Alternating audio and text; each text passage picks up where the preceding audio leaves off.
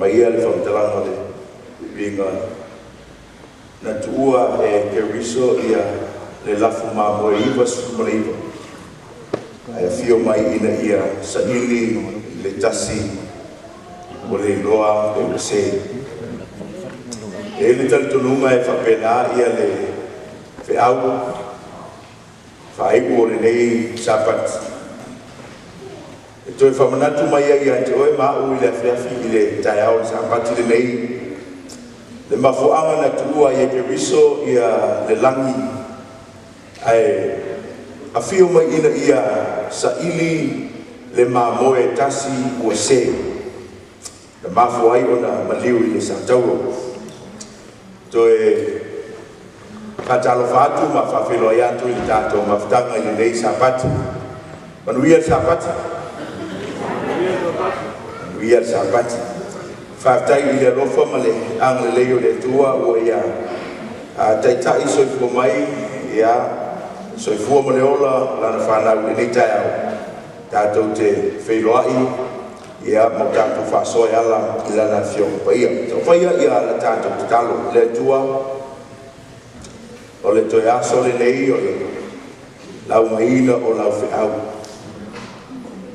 le atua e matou tatalo ia tapuni e lauafio faitoto'a e le taua ma tapuni tatala faitoto'a e ao na tatala ma tatala loto ma le fa'afofoga ou tagata ina ia ulufale le fe'au le atua o lenei sapati faia se filifiliga mo oe mo i latou le atua o lo'i ai pea i le vanu faigā filifiliga le ali'ie e tatalo mo lo magaga i le ia galue pea mo i latou ai'u le latou faigā filifiliga i le po ona po ua fa'amautuina o le auia le vai o le baptisoma e failoa ai lo latou alofa ia te oe tatalo le ali'ie fa'amalemole i le fa'atumauina agalelei mai oe lenei sapati fa'ataitele fa'afoga mai amen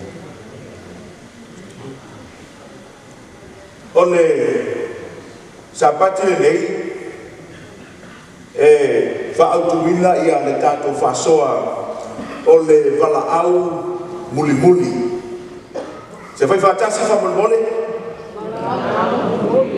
o le Valaau Mulimuli i lo tono le mataupu e suma le valu o le tusi o fa'alimi e te maua ai le Valaau Mulimuli lava a le atua e Valaau mai ai i tangata o le lalolanga manatua le fe'au o le agelu muamua i le tono le mataupu e suma le fa o ai e fa'atatau aga'i ai manatua sesi manai a e fa'atatau i tangata le talitonu o le fe'au a le agelu muamua le mataupu e suma le fa le fe mai fa'amatalaga ia matata'u ma ave le vi'iga i le atua ifo le na faia le langi o le sami mapuna o vai o le fe'au fa'apitoa mo tangata le talitonu o tangata sa latou tete'e i le atua ai te maitauina la i le taeao lenei o le sapati e te toe maua i le mataupu e se fulu ma le valu le Valaau Mulimuli lava a le atua e le mo tangata ua fa'aolaina ae mo tangata o lo'o iai lava i le tete'e i le atua o le Valaau mo tangata ua filifili o latou loto latou te le taliaina le finagalo o le atua se ofisili atu le aufia o ani taimi o lau savaliga e te lagonaina ai upu fa'apenei o le Valaau Mulimuli o ani taimi masani o lau savaliga masani le fa'alogo i fa'amatalaga i ai lea a le va'alele esa this is a final calling o le Valaau Mulimuli lenei mo le pasese lea o ai le suafa mata'u mai susū mai i luga i nei o lo'o mana'omia oe e te maua le fa'amatalaga e pea fai e te masani ma le va'alele e te lagonaina lava le leo lea o le Valaau Mulimuli o le Valaau Mulimuli ae te manatua lala'u oe e ui ana e fa'alogoina le leo lea i te tonu o le ma le va'alele ae a fai e misi lau va'alele leo se va mulimuli lea esa e to e maua loa pano e te alua i leisi va e mawhaina whai maina whamtalanga al tangata whasaralau o le avano mulimuli le nei mo oe au le tu e se atu la tātou va ai a whai e misi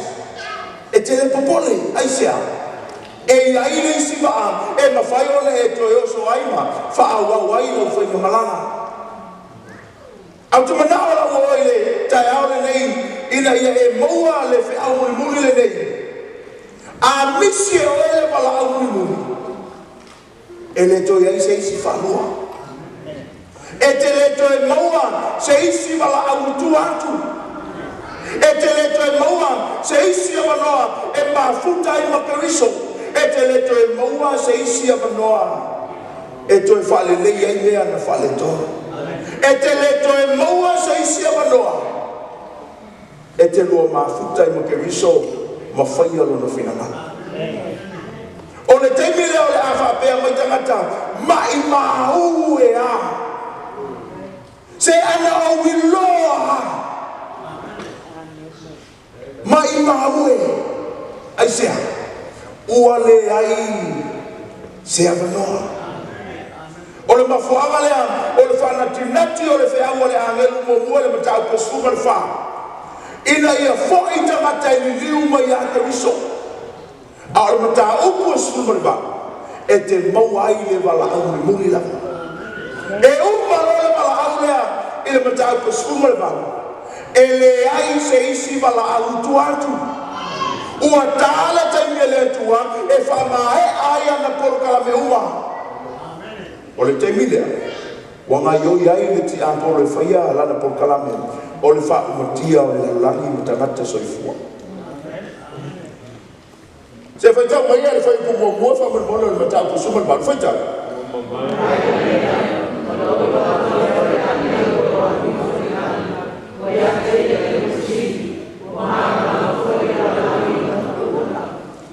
mana tua lea sa tātou mata i le pōna pō i le whamitalanga e whatatau ia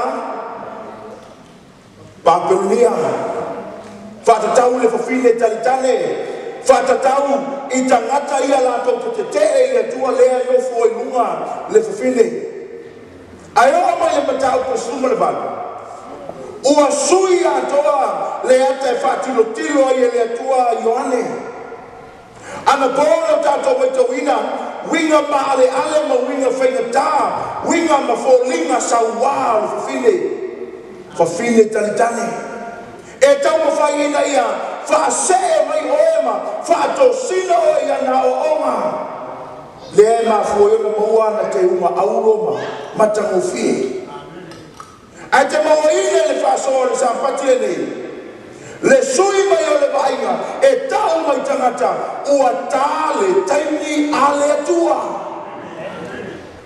lawa oe i le sampatu le nei o te mana au tau atu i atu oe o le whi au mulimuli le nei le tua o le toi whi au na patai le nei le tua o le toi wala au le nei le tua ua tāle taimi le tua e lua mea tutupu ai mua o le taimi le tua o se taimi fia mo tangata whaatuatua o se taimi fia mo tangata talitonu o se taimi fia mo tangata whaamaoni ai le taimi la vetas o se aso wha noa o se aso wha noa mo tangata te o le tua o tangata ua mausalino lātou whiwhiringa lātou te mulimuli i le manuwhe ai lātou te talia lana whainonga lātou te ifo a mai ai lea te mo ina whamtala whai mai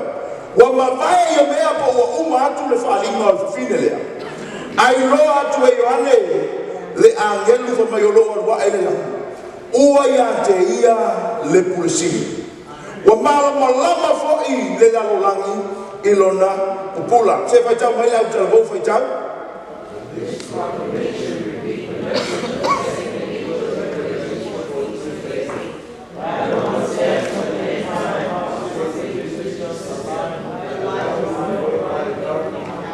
o le fe aula o le sapati le nei po ole angelu lea I le matau ko sumarba o le toe fa manatu mai lea o le fe au le angelu mua fa mai fa talanga le angelu mua le matau ko sumarfa matau le tua apele ki inga ya teia ia ifo ile na foi le lango le sami mapuno vai ai se a ua o mai le itu la o lana fa sinonga e te moina lai le au le angelu le sapatu le nei ua tau atu tangata o le ua tale fa sinonga a le tua ua tatau na fai se filifilima ele tatau e tuwa lua tasi o tasi I ele tatau e totono le lalolangi to e fai mamea a keriso ua tale tai e fai ala filfilinga pete I o pete I fa mai la famtala le te fa manatu mai pa per via le tato va vai na po o le ata fa tu sa po fo linga va ia le o le apostate religious system o ekalesia ia o atu fa tasi o ila to ia la to te toe fa tu mai lunga le fa tangata o le manufe ai le ana lavea e te meta wina la I le ta o le fe au le sa fatile nei le o le taimi e to tu mai ai le malo na valu le na tato va ai ana po ua le to ia I se taimi ai o le taimi le o lea maua lea vanoa ai au foi e te fatu tu le e o lea vanoa lea mata to te le loa pe tapuni ya fea e uma fea lea vanoa lea o tu mai lea tua e te filifili ai moia o le fisili le na e tato te le loa ia lona tani se fai tau fatasi fa mon fai tau the glorious appearance of the angel and his loud voice intended to draw the attentions of the earth dwellers to God's goal.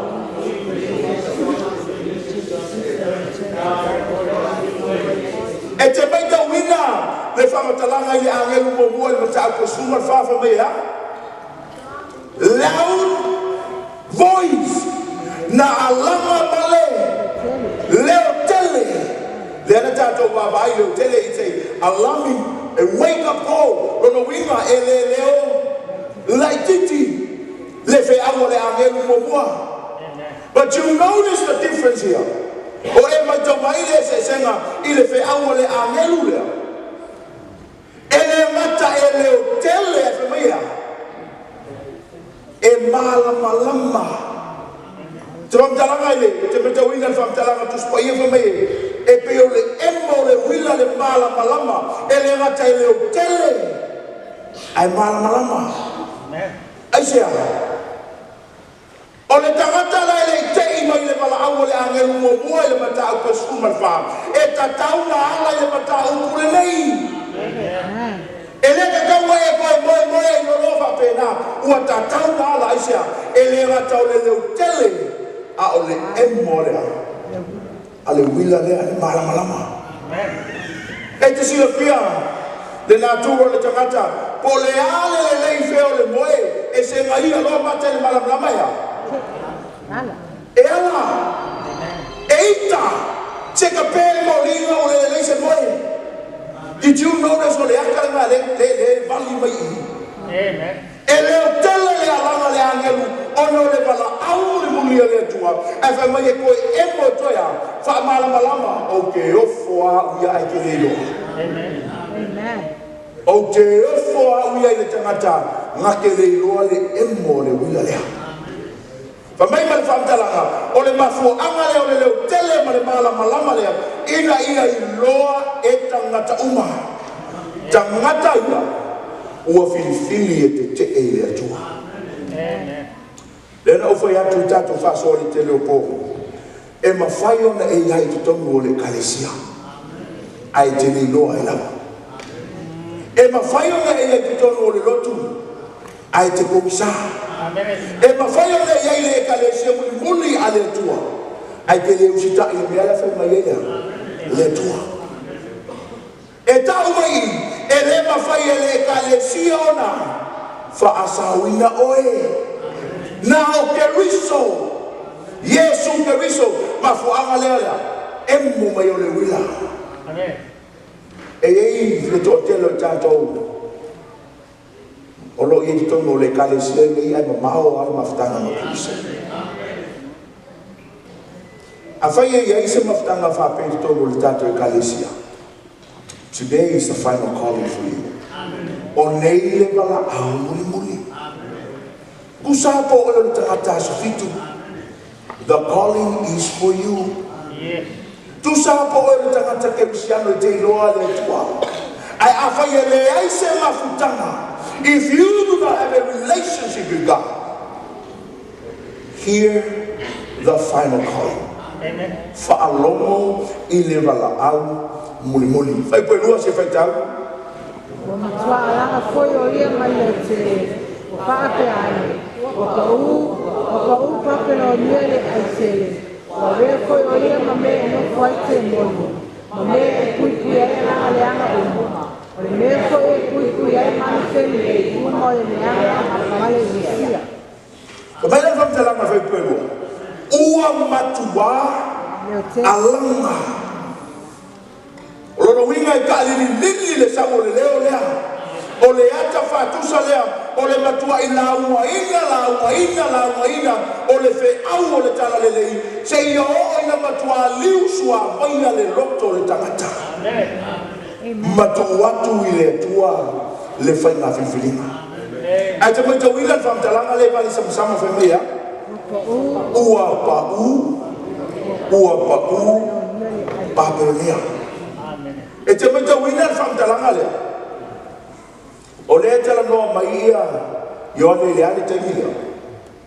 Le ale te ensile i e whamtalanga le. Ua te mi tuanai.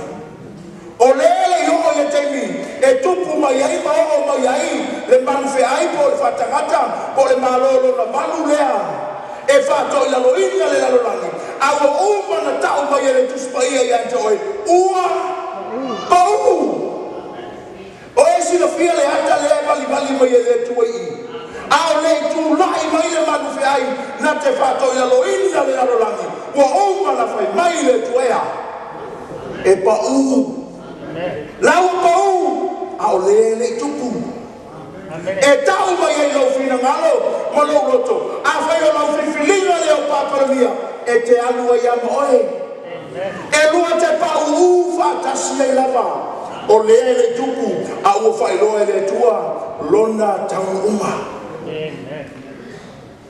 o lona winga a whai elo i aise maftanga ma kewisa o le ala whai mai o le tangata so fitu malusi i le whaolaina i oe. Mai whamtalanga Yesu, o au nei o le ala, o pumoni, ma le ola. O ke wiso.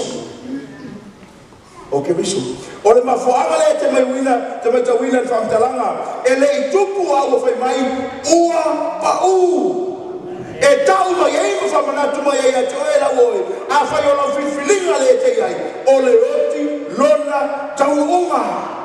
O le Valaau le ale angelo mulimuli i le sapati le nei e tau atu ia te oe o Babilonia e tātou te whioti ai.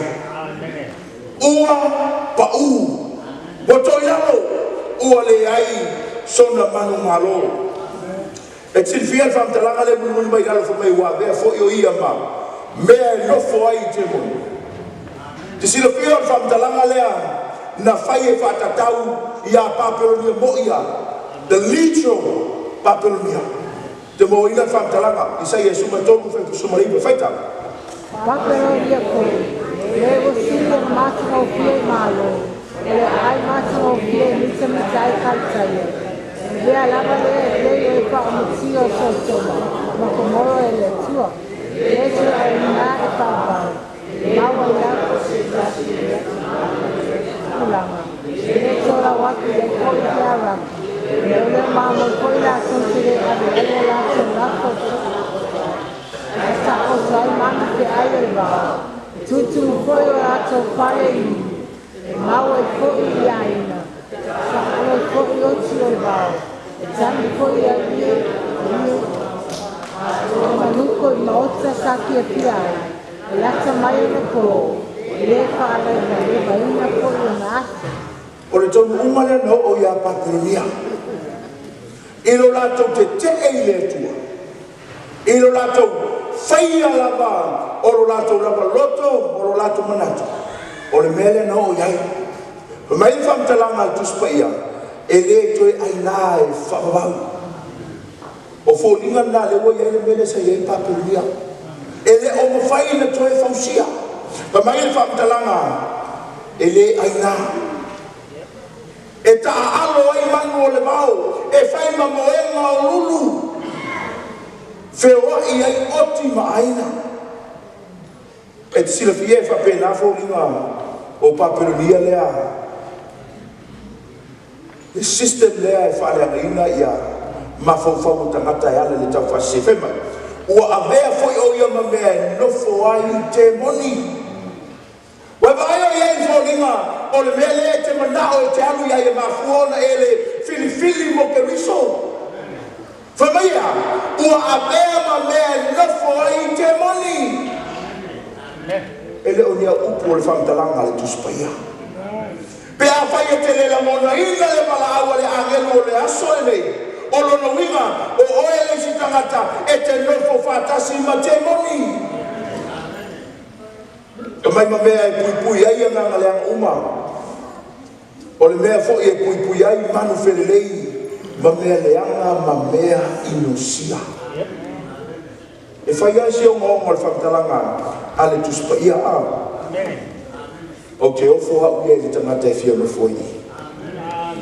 O te ofo la mau i le tangata e filifili e au whatasi ma le fofile lea. Ma paperonia. Pe a whai o leo tau mai mua e pau e to i lalo e le to i aina. Lono winga e le to i ai.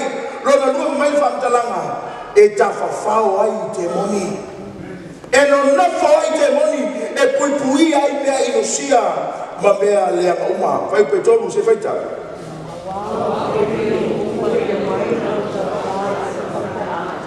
Whaita ana po i mai a tupo la lana. O le paula inga o ana mea whapia pia. O tamau ai nai e o whaatau a oa o de la lana. Alo, lo sa. Alo, la. Whamei whamtalanga whai pe tonu. Awa whewhino o umai le waina o le toa sao lana whaitaanga. Ua whaitaanga fo i mia matupu o le lalolangi. O le whaula inga o ana mea whaafiafia, ua tamau a inga ie ua whaatau oa o i le lalolangi. E tolu wahenga o le whaasala ina o le whawhine taitane lea na whaianga pō. Lea tau mai whai upo tolu. Momua, whai mai le whamtalanga, awa whewhino no umai le waina o le toa sa ilana whaitaanga. O le vaenga momua le nā, se whaitau mai whaman mo le whaitau. First, with the wine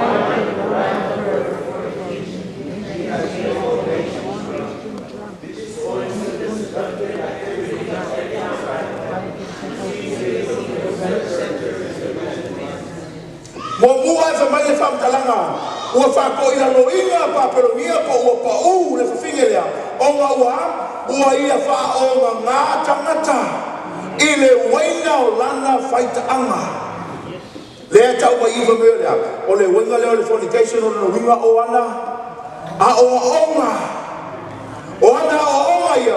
Ua se le mawhauwhau o tangata o le lalolangi. O onga ia a ekalesia tu whatasi le one world religion.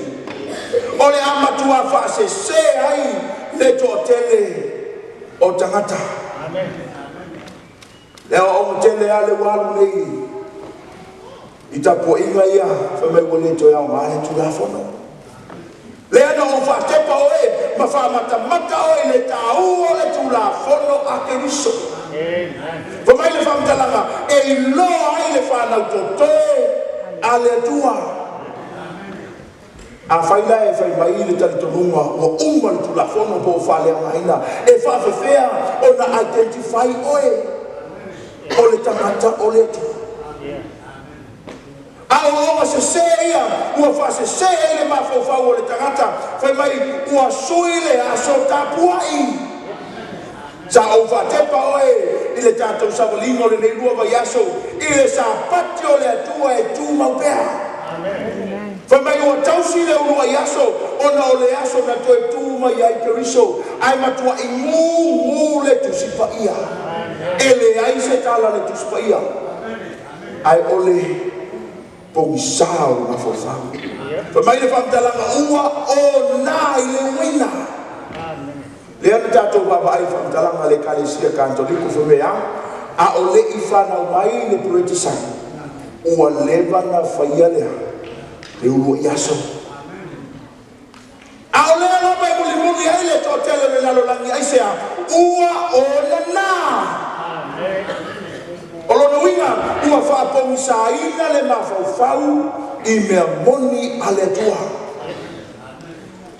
Au onga ia ua whaseina i mawhauwhau lewa, ma fulu ia i le tō tele tangata le tekne nei.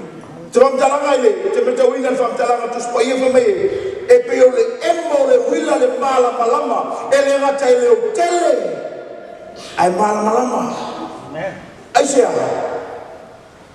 O le tangata la ele i te ima i le Valaau le angelu mua i le matau kwa suma wha, e tatau na ala i le matau kule nei. E le ka kaua e koe moe i lorofa pēnā, ua tatau na ala aisea, e le ratau le leu tele, a o le emo lea, a le wila lea le malamalama. E te sila pia, le nātua le tangata, po le ale le lei feo le moe, e se ngai aloa mate le malamalama ea. E ala, e ita, se ka pēle mo ringa o le lei se moe. Did you notice o le akanga le vali mai i? Amen. E leo tele le alanga le angelu, ono le Valaau le mulia le atua, e whai mai e koe emo toia, wha malama o ke ofoa uia ai ke leilo. Amen.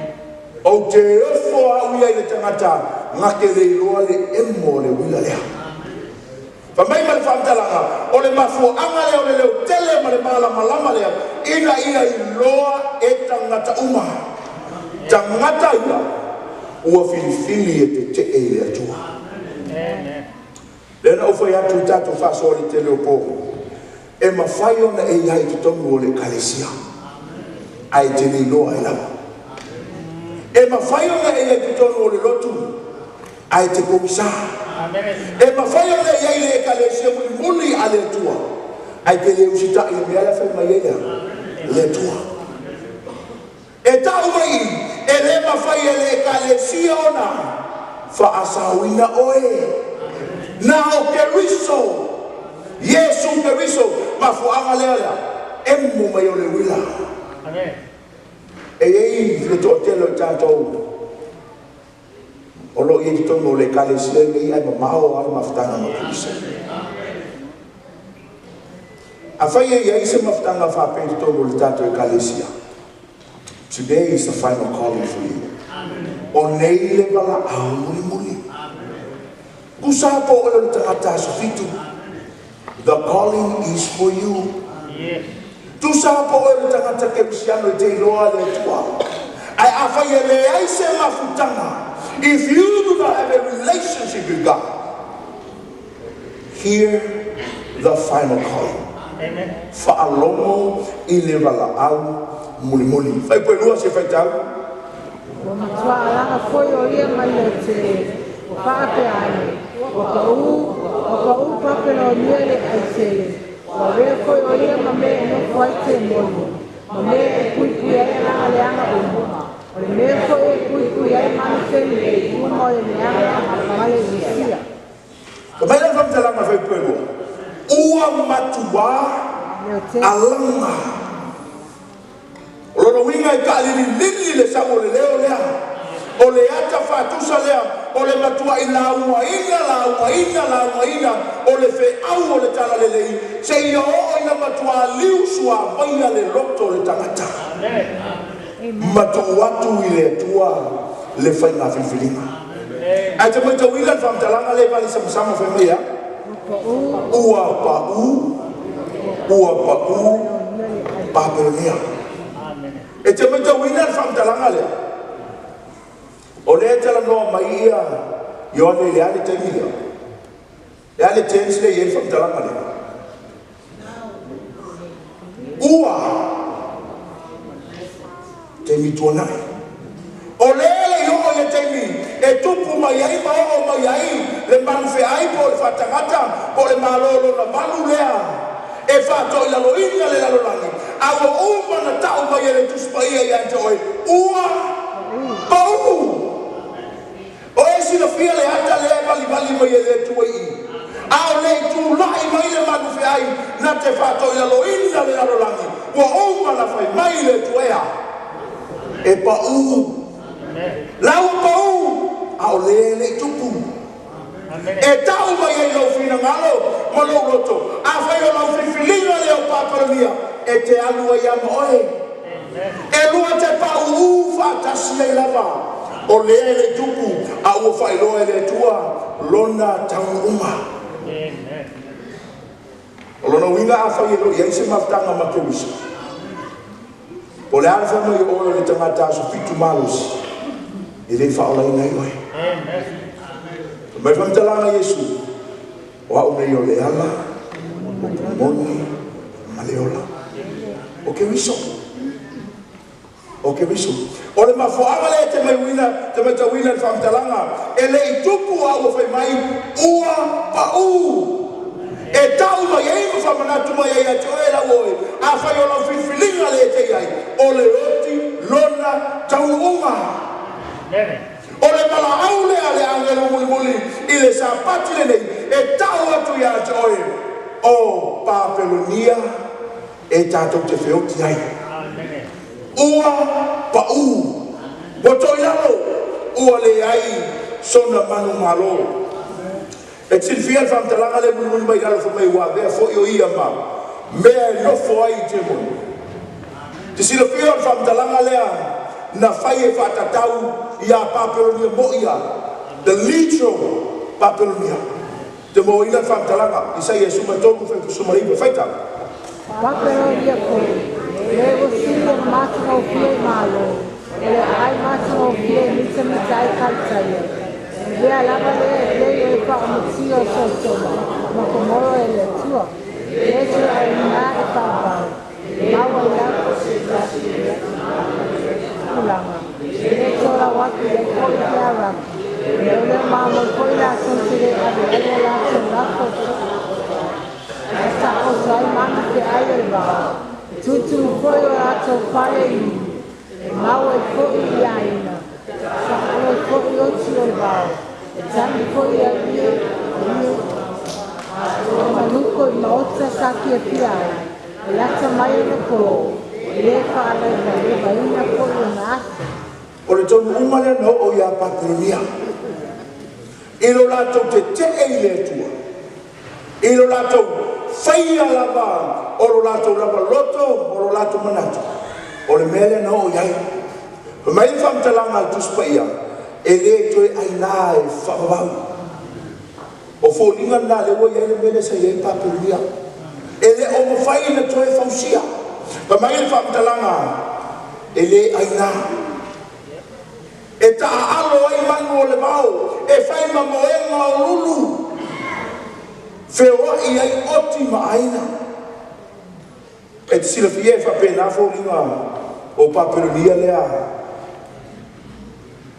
the system lea e whaleanga ina ia ma fau tangata e ala le tau whase whema ua avea fōi o ia ma mea e nofo ai te moni wa vai o ia fōringa o le mea lea te manao e te alu ia e mafuona e le fili mo ke riso whamaia ua avea ma mea e nofo ai te moni e le o nia upu o le whamtalanga le tuspaia pe a whai e te lela mona ina le Valaau le angelu o le aso e nei o lona winga o oe le si tangata e te nofo whatasi ma te moni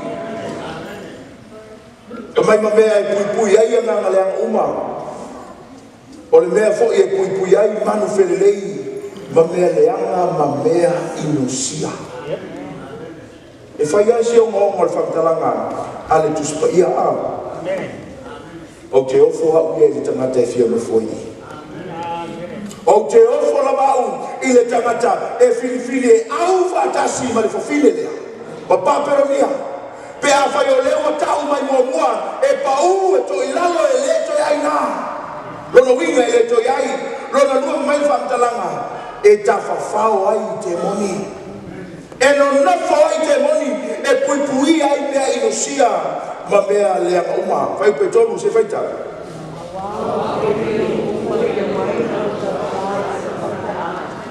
Paitanga ko i mai e tupo la lana. I paula inga o ana mea whaakia i tamau ai ngai e i whaatau oa o i la lana. Alo, lo sa. Alo, la. Fa mai fam talanga fa i pueto. Awa feino o mai le waina o le to sao lana fa taanga. O fa taanga fo i mia matupu o le lalolangi. O le faula inga o ana mea whaafia ua tamau a inga ie ua whaatau oa o i le lalolangi. E tolu wahenga o le whaasala inga o le whawhine tantane lea ma whai ama pō. Lea tau mai whai upo tolu. Mua, whai mai le whaamtalanga, awa whiinu no o mai le waina o le tosa ilana whai taanga. O le vaenga mua le nā, se whai tau mai whaman mo le whai tau. First, with the wine of the Lord.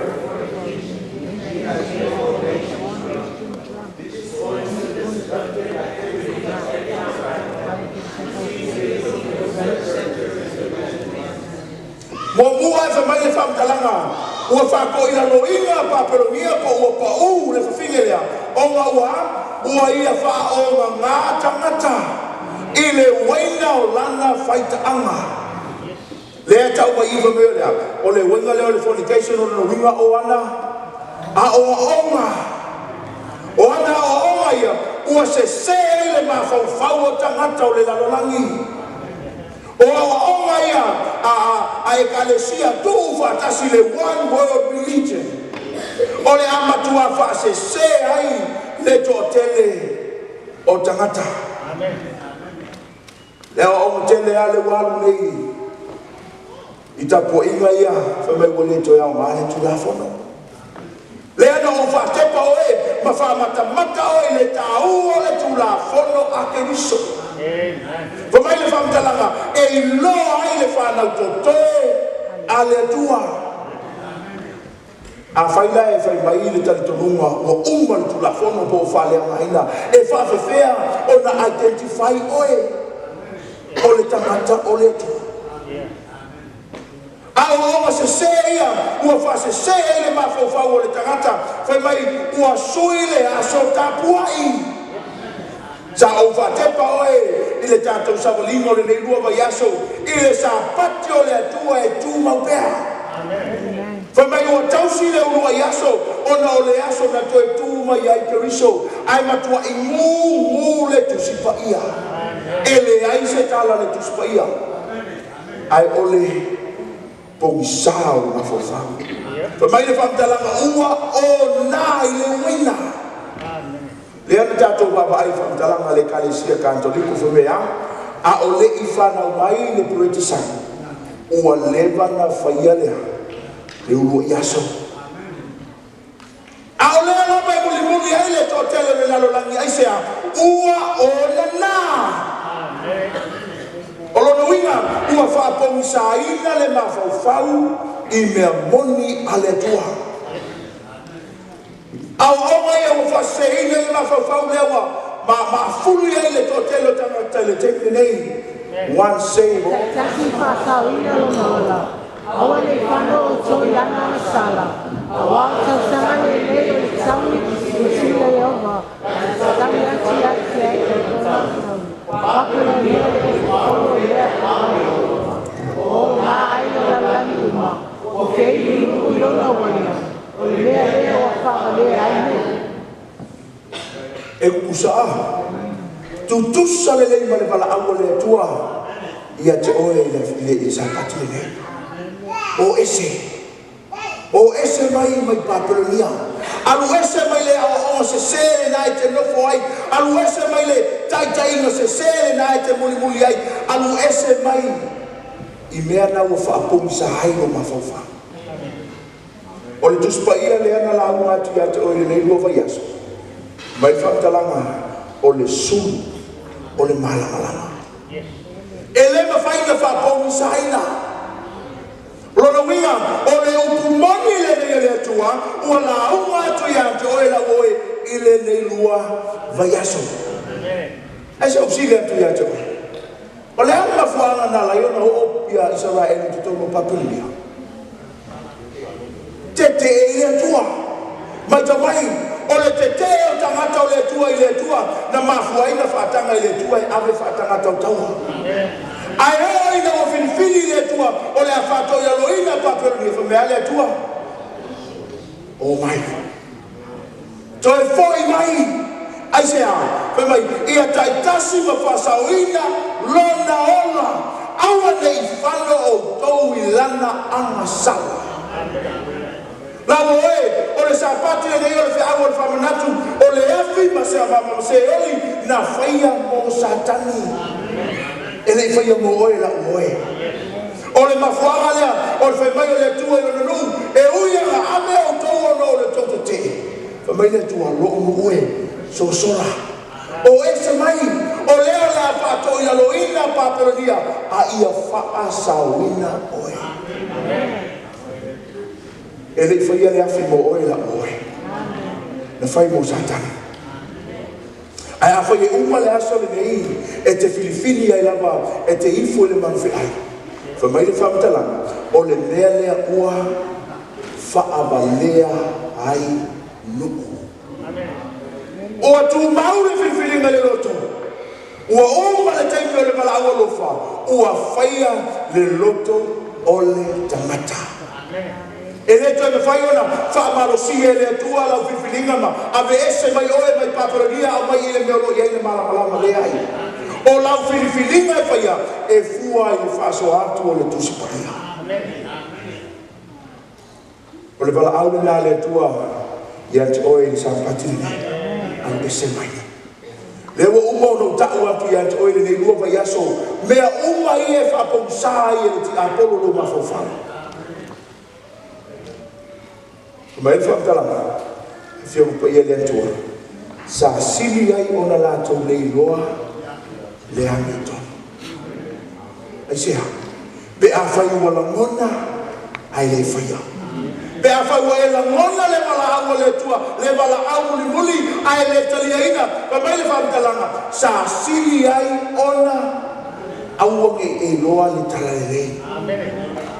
Le ange le pomisa le talalelei. E malama whapei au na Valaau le angeni. Se whaitau mai la whamamole vai le whaitau.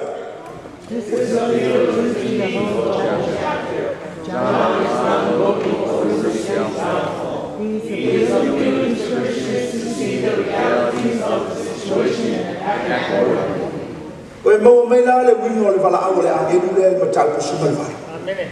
O le pili a toa lea o le matau pasuma le valu. O le Valaau le atua lou nu ue o ese mai.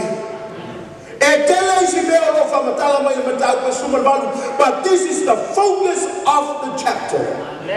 Lou nu ue o ese mai.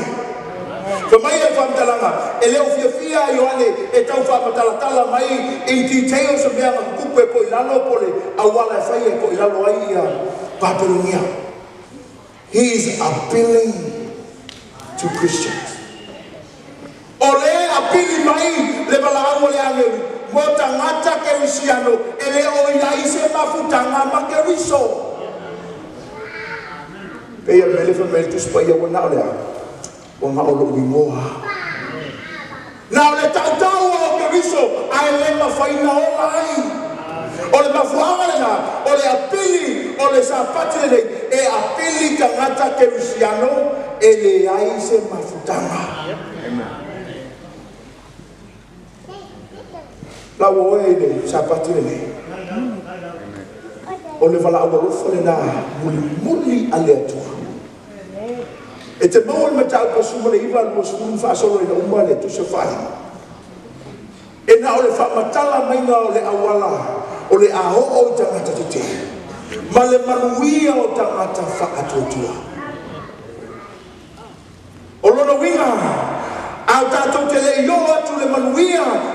ona laia e tatau na fai nei e filifilinga po o le atua po o le manufeai mai whamtalanga.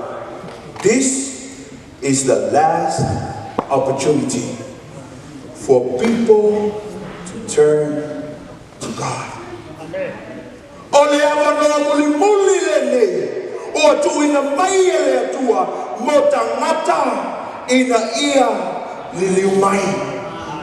E te leto e maua se isi Valaau, e o ese pe foi mai tu ato le matau pa suma le walu.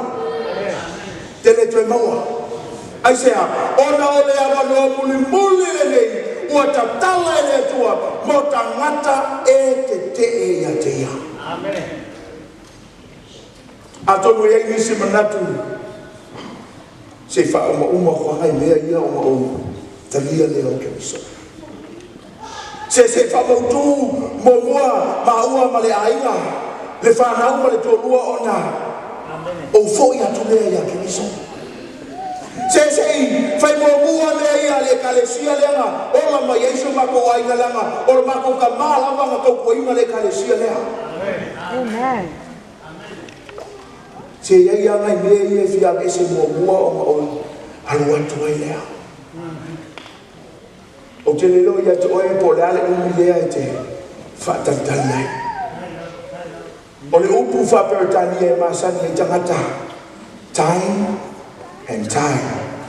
Wait for no man. O le taimi ma le sami e le whaatali se tangata. Ele fatali le tua se aloha e uma nga fai uma me te mana o yonga e saulea e talo le teimi o le Valaau le tua e tapuni ai le fai tua e le toi ai se e te silafia le Valaau le tua lo ue o mai e whamanatu mai le Valaau le tua i arota i so tonga makomo. E ui lava, ele ia fia rota, I whainga sala I so toma makono, ai sai ai I totonu. Whamai le tua, awelu ainga, malau whanau. Ele I whai mai I rota, le tua se whai mo mua le whale lea, le tua se wha mauturu me tua I waenga lea le ai. Whamai le whamtalanga, nao atu a ngemu ma, ave. Amen. Aula mina ia le ina munu. O te toi fia luki lava ia te oe le sampati le nei la oe. A whai o Iesu leo e popole ai e whala me lave e lau whiwhilinga mo le atua le sampati le nei. Let me remind you of this theme song. There is Jesus. Olo o iai ke riso. Aula ina vinga te mana o tapena lo roto mo lunga. Abe se uma ni meo fa tai lo ma fa. Ni meo lo fa la me lave ia te o. Ai fa tanga sinava no lava. E te fa fonga I le musunga le ngam pa I. Every time I try to make it over. Every time I try to stand and start to fall, and all those lonely roads that I traveled on, there was Jesus. When the life I built came crashing to the ground, when the friends I had were nowhere to be found. I couldn't see it then, but I see it now. There was Jesus. In the way, in the search, in the healing and the hurt, like a blessing buried in the broken pieces. Everything, every moment, where I've been.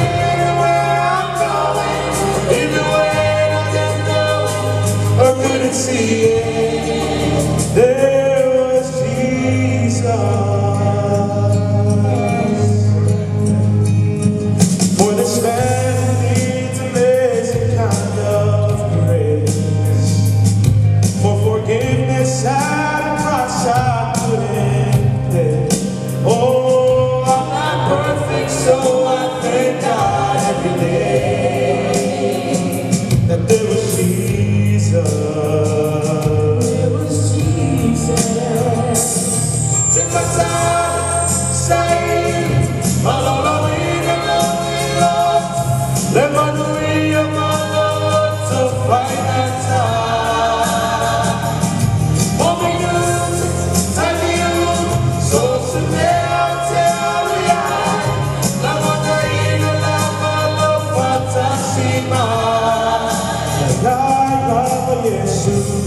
On the mount, in the valleys, there was Jesus.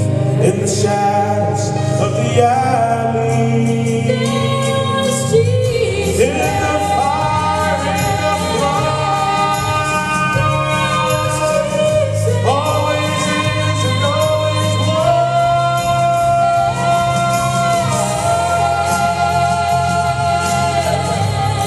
No one ever walked alone. You were always there. In the rain, in the sounds, in the healing and the hurt, like a blessing there in the broken pieces. Oh, every minute, every moment, where I've been and where I'm going, even when I didn't know it, I couldn't see it. There was Jesus. Amen. There was Jesus. There was Jesus. There was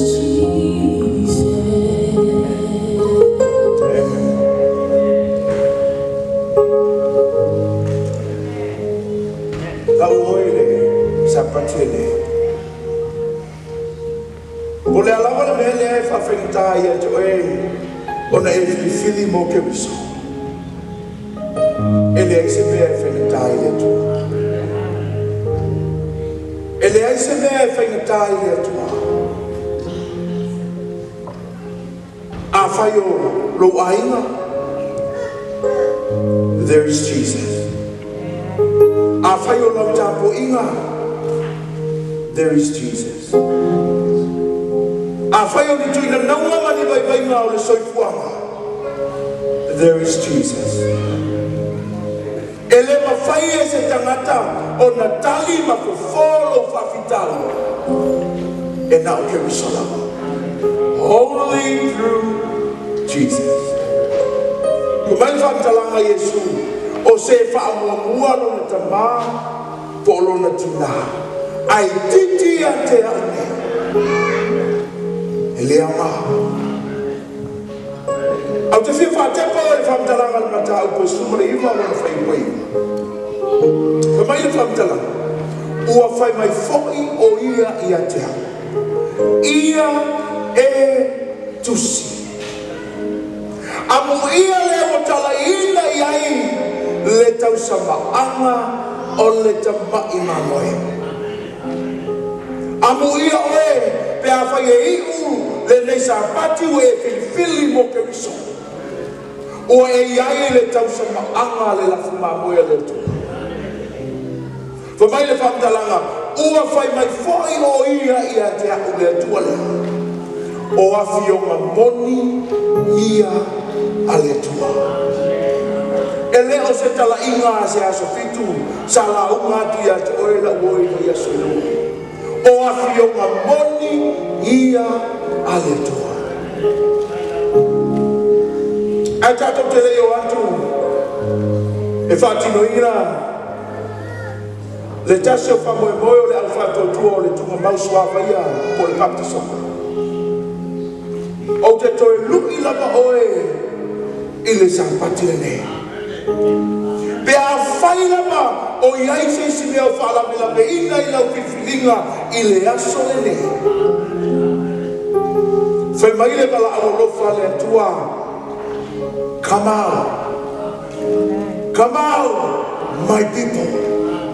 O tangata lo umu ue o ese mai. Sa whai am tātou te tala. Le tua o umale ngaluenga ale tangata. Au le ngaluenga lo ngang pia e whaahau au pea. E musu e tai e whaailoa ma whaamanini. Whaafetai le tua mo le nei lua vai aso. O e le nā tia lava se mea tasi a te mato. Whaafetai le tua Awa e fina ngalofa e ui lava mātou te e ia te oe. Ai te taua I mātou o tangata. Whawhetai le tua I whamanatu o le nei sāpati. E toi whamanino ma whamautu mai tangata. O le Valaau Mulimuli le nei alau fio ia te mātou. Se ale anga le nei o langa le tua he. Ai misi a te mātou le langi ma le hola e whakara. E tule matai la mātou wa ai I le oa nā tia ma le matako fio le tauni o tangata whatotu. Ai awhai mātou te le whiriwhiri mo e. O mātou misia le amanuia. Le tua, mo se loto lo whawhai matā le whiriwhiringa I le nei sāpati. O te tatalo I le mana o le suafo I Yesu Keriso. Ina ia whasa o loto I atea. Musu musu lo wanganga, fina wina le mawhawha. Awa o leo e whakapula o mātou mata. I le I unga e o iai, pe a whai mātou te le talia oe.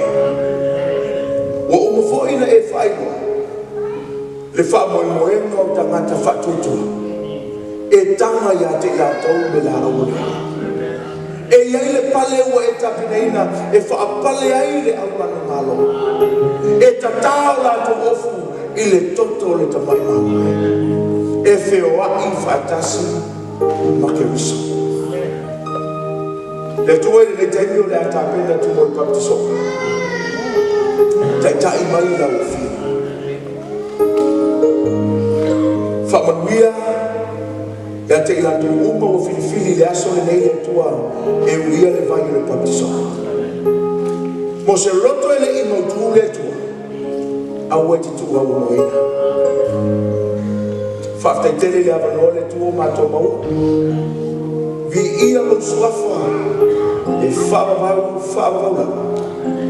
Amen.